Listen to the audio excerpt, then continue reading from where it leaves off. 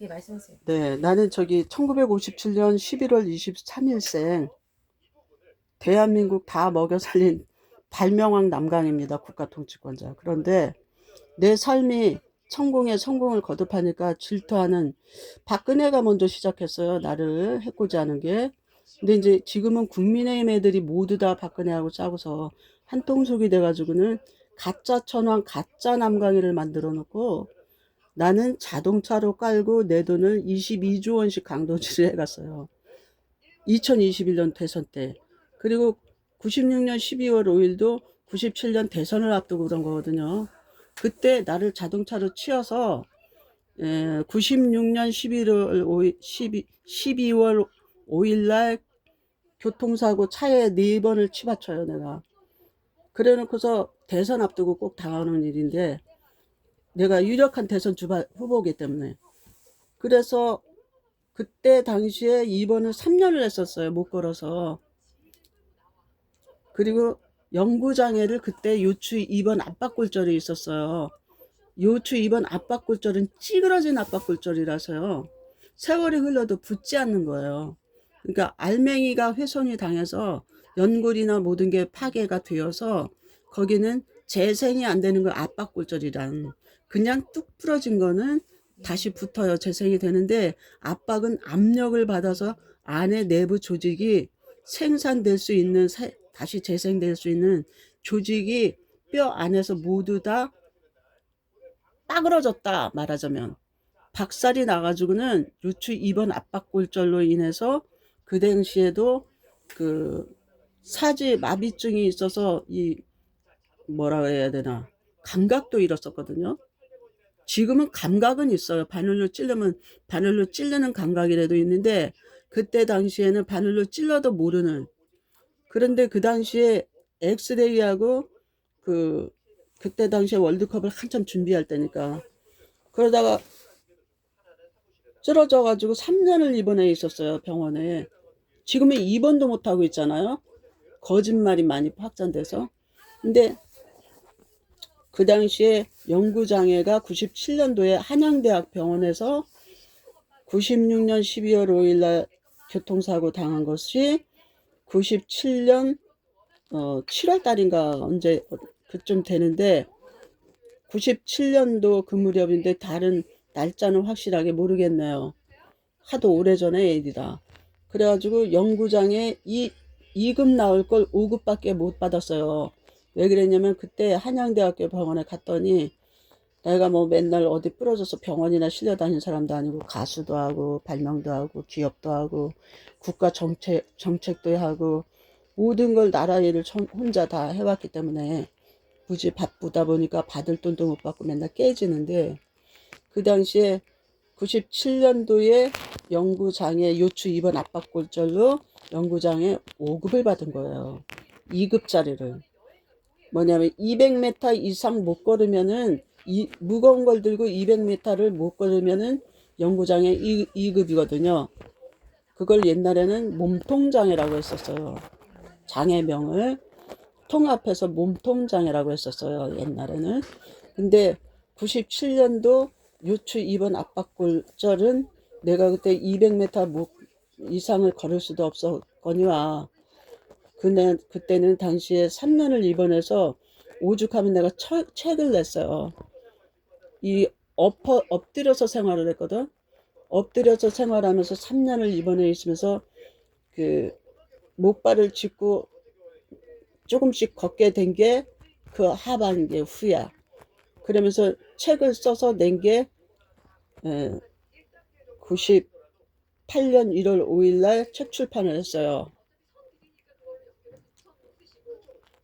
노랫말 예쁜 노랫말 시집이라고 해서 남강이 요즘 여자 요즘 남자의 살맛 나는 세상 이야기라는 남강이 개인 시집을 냈다고. 에세이가 아니고 시만. 그 정도로 누워서 책을 써야 될 정도로 몸을 못 움직이는데도 영구장애 5급을 받은 거예요. 왜 그랬냐면 MRI를 안 찍었다고.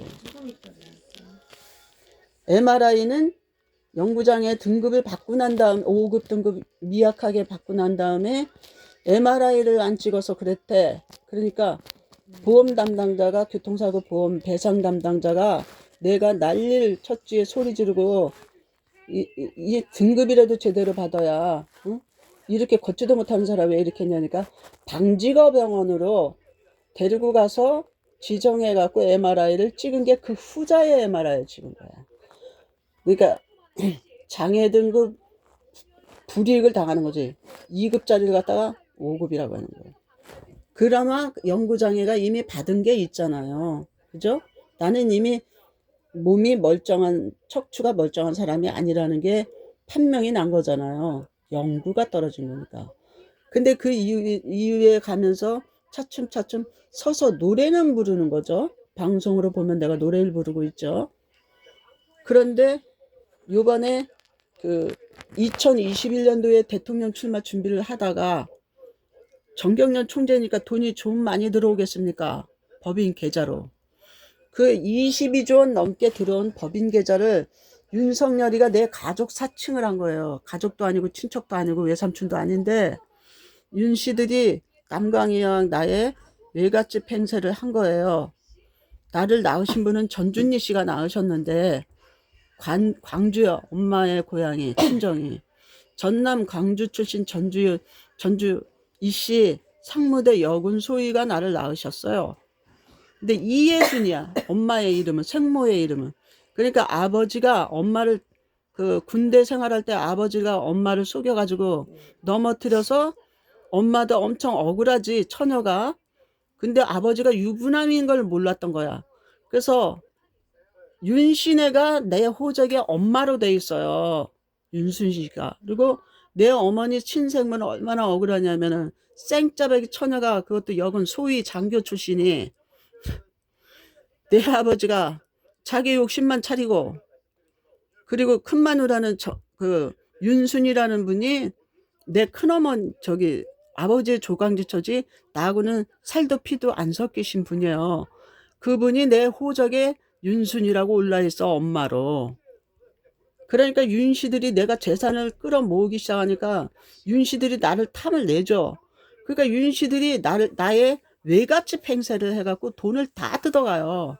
그것도 모자라 윤석열이가 박근혜의 내연 남자인데 왕의 남자라고 남광이랑 나하고 결혼할 것처럼 꾸며갖고 나하고 살고 있는 것처럼 거짓말을 그렇게 꾸며가지고는 내 아크로비스타 그 서초동에 있는 아크로비스타 내가 아파트 그 건축업자거든요. 시행사 시공사업주. 그 아크로비스타의 건물주인데 거기에 내 그 17층에 있는 거, 그리고 326호 막 맨날 떠들잖아요. 306호 막 이러는 거. 뭐 그게 내 이름으로 돼 있는 삼성전자에 전세 뭐 들어왔다 막 이러잖아. 삼성전자가 남강이야 내 회사고. 그러니까 내 이름으로다가 들어와 있는 전세 입점하고 있는 거와 관리사무소에서는 내 재산을 다 관리하기 때문에 그 방에는 누가 들어가면 안 되는 거죠. 내 가족이 들어간 것도 아니고. 그런데 윤석열이 마누라 김건희가 거기 살았잖아요. 그리고 지가 윤석열이 마누라가 윤석열이가 남광이랑 나의 이름을 팔아가면서